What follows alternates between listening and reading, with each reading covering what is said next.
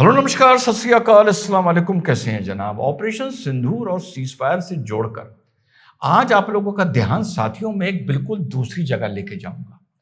मैं आप लोगों का ध्यान डोनाल्ड ट्रंप पर लेके जाऊंगा और डोनाल्ड ट्रंप पर मेरी एक बहुत पुरानी बोली बात या बनाया हुआ थंबनेल आप लोगों के सामने रखूंगा और देश की कॉन्शियसनेस से, देश के वतन परस्तों से, देश की मीडिया से, यूट्यूबर से, ब्रॉडकास्टर्स से बड़ी जिम्मेदारी से फिर से सवाल पूछूंगा कि इजराइल के साथ जो भी ट्रंप का रिश्ता हो, जो भी वहां वो खेले, ये खेलते अपनी मर्जी से हैं और अपने हित के लिए हैं।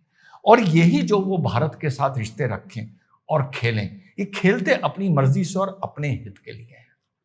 तो जब ट्रंप ने शपथ ली थी, वहां से कुछ चीजें जोड़कर आज तक का बहुत संक्षेप में डोनाल्ड ट्रंप का भारत के साथ जो रिश्ता रहा है और उस रिश्ते पे जो हमारा रिस्पांस रहा है, आज उस पर बहुत छोटे से वीडियो में बात करता हूं और आप लोगों के कॉन्शियस को और आप लोगों के विजडम को इस छोटे से वीडियो के जरिए पोक करूंगा। डोनाल्ड ट्रंप ने ट्वीट करके पूरी दुनिया को पहले तो चौंकाया कि उसने भारत और पाकिस्तान का युद्ध विराम कराया। And we helped also with trade. I said, come on, we're going to do a lot of trade with you guys. Let's stop it. Let's stop it. If you stop it, we're doing trade. If you don't stop it, we're not going to do any trade. उसके बाद लगा कि मामला टल गया है। उसके बाद डोनाल्ड ट्रंप पहुंचते हैं सऊदी अरेबिया, बड़ा ग्रैंड वेलकम होता है और सऊदी अरेबिया में बोलते हुए अपने परिचित स्टाइल से, बल्कि स्टैंडर्ड तरीके से, जो डोनाल्ड ट्रंप का तरीका है, वो बताते हैं कि मैंने हिंदुस्तान और पाकिस्तान को समझाया कि तुम लोग बेवकूफ ना बनो। अगर तुम लोग आपस में लड़ते रहोगे तो तुम दोनों के साथ ट्रेड खत्म कर दूंगा और अगर तुमने लड़ना बंद कर दिया तो मैं दोनों के साथ खूब ट्रेड करूंगा। My administration successfully brokered a historic ceasefire to stop the escalating violence between India and Pakistan, and I used trade to a large extent to do it. I said, fellas, come on, let's make a deal. Let's do some trading. और इसके चलते भारत मान गया। इस बात को भारत ने, cease fire वाली बात को तो नहीं, इस वाली बात को भारत ने बड़ी मजबूती से रणधीर जायसवाल साहब ने ठुकराया और कहा, There were conversations between Indian and US leaders on the evolving military situation. The issue of trade did not come up in any of these discussions. कि सीज फायर के टाइम पर कोई भी ट्रेड की बात नहीं हुई थी। और इसके बीच में डोनाल्ड ट्रंप ने एक और बयान दिया कि अगर भारत चाहता है तो हम मीडिएशन कश्मीर को लेके हिंदुस्तान और पाकिस्तान में करवा सकते हैं। तो उस पर नरेंद्र मोदी जी ने खुद स्वयं जो राष्ट्र को उन्होंने अपना मैसेज दिया, उसमें बड़ी मजबूती से बोला कि हम ना तो पाकिस्तान के साथ ट्रेड की बात करेंगे, ना डिप्लोमेटिक रिलेशंस की बात करेंगे तो सिर्फ पीओके की करेंगे, ना हम पानी की करेंगे और कोई भी तीसरी पार्टी हमारे बीच में इंटरफियर नहीं करेगी। टेरर और टॉक एक साथ नहीं हो सकता। टेरर और ट्रेड एक साथ नहीं चल सकता और पानी और खून भी एक साथ नहीं बह सकता। मैं आज विश्व समुदाय को भी कहूंगा, हमारी घोषित नीति रही है, अगर पाकिस्तान से बात होगी तो टेररिज्म पर ही होगी। अगर पाकिस्तान से बात होगी तो पाक ऑक्युपाइड कश्मीर, पीओके, उस पर ही होगी। अब मैं आप लोगों को एक पुरानी बात पे याद दिलाता हूं। जब कुछ दिन पहले साथियों डोनाल्ड ट्रंप जीतकर आया था, अब आप लोग याद करिए, क्या इस देश के मीडिया ने और सो कॉल्ड इन्फैचुएटेड नेशनलिस्ट ने इस देश में साथियों क्या ऐसा माहौल नहीं बना दिया था कि भारत का संरक्षक वहां जीत के आया गया है? क्या इस देश में ऐसा माहौल नहीं बन गया था कि नरेंद्र मोदी जी का तो लंगोटिया यार वहां जीत के आ गया है? क्या इस देश में ऐसा माहौल नहीं बन गया था भारत की सारी समस्याओं का समाधान हो जाएगा क्योंकि वहां डोनाल्ड ट्रंप जीत के आ गया है?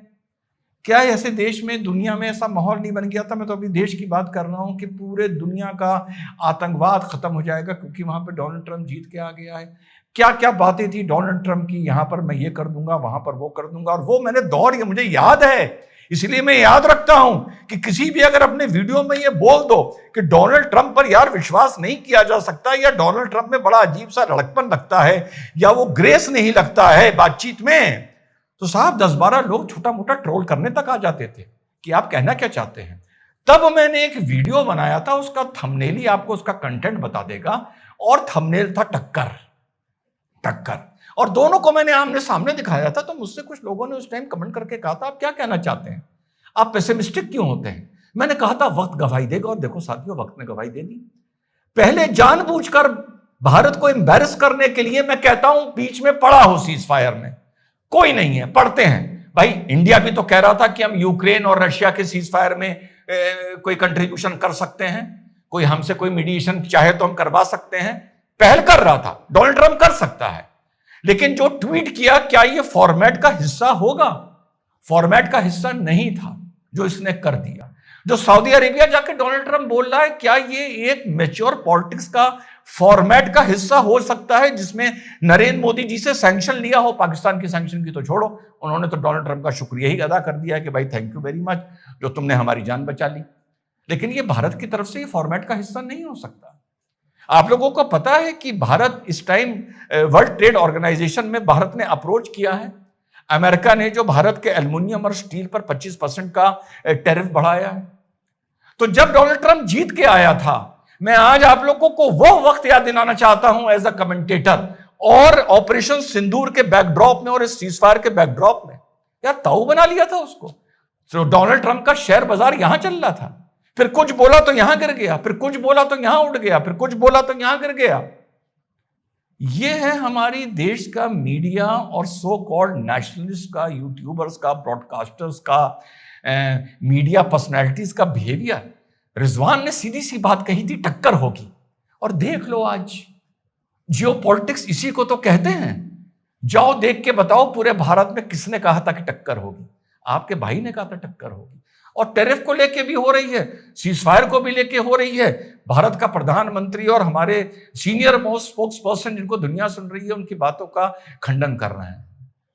तो ये बात हमेशा याद रखो, हम लोग एकदम से बिछ जाते हैं, या यूं समझे हम लोग बिल्कुल पॉपकॉर्न की तरह हो गए हैं, पुट पुट करके पुदकने लगते हैं। जरा सा पानी डालो बिल्कुल लिबलिबे होके, बेकार होके, टेस्टलेस होके, बिल्कुल यूजलेस से हो जाते हैं। वो अपने तरफ से राष्ट्रवाद कर रहा है, हमें अपने तरफ से राष्ट्रवाद करना है, दोनों को अपना अपना हित देखना है। सीरिया में जो सरकार इस टाइम चल रही है, वो आदमी यूनाइटेड नेशन का डेजिग्नेटेड टेररिस्ट हुआ करता था। 2 दिन पहले सऊदी अरेबिया में बैठकर ट्रंप ने यह अनाउंस कर दिया कि हम सीरिया के साथ मिलकर काम करेंगे, और मिलकर काम करने का मतलब यह है सारे सैंक्शन हम खत्म कर देंगे। पाकिस्तान भारत के खिलाफ आतंक मचा रहा है। टर्की जैसा, तुर्की जैसा बेशर्म मुल्क जिसका 3 साल पहले हम उसमें जब जो कहा जाता है अल्लाह का कहर उस पर बरपा था, हजारों लोग अर्थक्वेक में मर गए थे, वो भी अल्लाह का कहर था। ये मैं उनको संदेश दे रहा हूं कि कहीं भी आग लगती है तो कहने लगते हैं अल्लाह का कहर। तो तुर्की पर भी अल्लाह का कहर बरसा था, वो खुला पाकिस्तान का समर्थन कर रहा है। तो आप क्या सोचते हैं कि ट्रंप आपकी दोस्ती में तुर्की से रिश्ते खत्म कर देगा? थोड़ी हम लोगों के मीडिया को बहुत ही डिसअपॉइंटिंग अप्रोच लगती है मीडिया की, सोशल मीडिया की, और सबसे ज्यादा हमारे नेशनलिस्ट की, कि वो एकदम से बिखर जाते हैं, बिफर जाते हैं, पॉपकॉर्न की तरह उछलना शुरू करते हैं और फिर गिर जाते हैं। तो पहला ये मैसेज है कि वो थंबनेल आज सही साबित हो रहा है। और हाँ, एक और बात बता दूं, चाइना और अमेरिका की जो टैरिफ वॉर होने जा रही थी वो भी 90 दिन के लिए रोक दी गई है। ये भी बड़ी इंपॉर्टेंट खबर भारत के लिए हो सकती है। इसी के चलते उसने भारत पर की स्टील और एल्युमिनियम पर, जिसका बहुत हेवी एक्सपोर्ट करता है भारत, उस पर 25% टैक्स लगा दिया है। और ट्रंप के दूसरे जलने भूलने का कारण यह है जो S-400 कामयाब हो गया है। और अच्छी खबर यह है, सबसे अच्छी खबर यह है कि रशिया में फिर से यह बात चर्चा में आ गई है कि क्या भारत के साथ मिलकर S-500 का प्रोडक्शन किया जाए। और S-500 आगे जाकर अब नजर आ रहा है ऑपरेशन सिंदूर के लिए बहुत ही जरूरी साबित हो सकता है। तो साथियों, ट्रंप को लेकर आज जो मेरी आप लोगों से बात है कि I want to poke your conscious, I want to poke your wisdom, मैं पोक वर्ड यूज कर रहा हूं कि let us behave maturely as a community, कि हमारे मीडिया को, हमारे नेशनलिस्ट को, हमारे ब्रॉडकास्टर्स को, the collective consciousness of the nation को मेच्योरली बिहेव करना चाहिए। रिश्ते अच्छे होना, रिश्ते खराब होना, ये हर जगह होता है, डिप्लोमेसी में भी होता है। थोड़े ऊपर चले गए, थोड़े नीचे आ गए, लेकिन इतना बड़ा जिगजैग जितना यहां देखने को चीजों में मिलता है बिकॉज ऑफ दिस मीडिया, वो और आम जगहों पर देखने को नहीं मिलता है। और दूसरा मेरा मैसेज ये है कि एक बात हमेशा याद रखिए, ऑल फेदर फ्रेंड्स को दुनिया की डिप्लोमेसी अब खा गई है। इजराइल भी हमारे साथ तब तक है जब तक अमेरिका से उसे ग्रीन सिग्नल है, यह कड़वा सच है। आज की तारीख में रशिया भी हमारे साथ तब तक है जब तक चाइना से उसको ग्रीन सिग्नल है, क्योंकि हालात जिस तरह से बदले हैं और रशियन यूक्रेन वॉर में जो चाइना और नॉर्थ कोरिया रशिया के साथ खड़ा आया है और वेपन्स चाइना के रशिया पहुंचे हैं, तो रशिया भी एक लिमिट तक हमारे साथ है जब तक चाइना उसका हाथ नहीं पकड़ेगा। कहने का तात्पर्य यह है कि आप लोग जो बहुत से लोग बात करते हैं वर्ल्ड वॉर 3 फलाना धमाका, eight the end of the day जितना भारत खुद सक्षम है और खुद आत्मनिर्भर है तब तक ही हमारा भला है। फ्यूचर में यह बात भी कहीं ना कहीं जाके सच होगी। भले ब्रह्मोस में रशिया का कंट्रीब्यूशन रहा, कलेक्टिव हम लोगों ने उसको प्रोड्यूस किया, पर किया तो अपनी ही ना, माना तो वो इंडिजिनस ही जाएगा ना कहीं उसकी सारी टेक्नोलॉजी हमें पता है ना। तो चाहे S500 की बात हो, मैं सलाम करता हूं सरकार को कि परचेज करने के बजाय ये मैन्युफैक्चर करने में ज्यादा यकीन करते हैं। So at the end of the day साथियों, भारत अकेला है और भारत की तरक्की, उन्नति और शक्ति से खुश होने वाले ज्यादा लोग दुनिया में हैं नहीं, क्योंकि वो भारत की शक्ति को देख चुके हैं प्राचीन टाइम में और वो नहीं चाहते कि भारत उस तरह से फिर अपने पैरों पर उसी चौड़े सीने के साथ और चमकते माथे के साथ, ऊंची नाक के साथ खड़ा हो। तो हमारी टांग खींचने वाले बहुत हैं। सो एज अ नेशन, इस मौके पर जो मोदी जी ने बोला we need to stand together, and I hope आने वाले वक्त में ये चीज, ये भारत और इस घटना के बाद मजबूत बन के उभरेगा। ऑपरेशन सिंदूर का एक ये भी मतलब है कि आतंक के साथ साथ ये देश भी और मजबूत बनकर आगे निकले।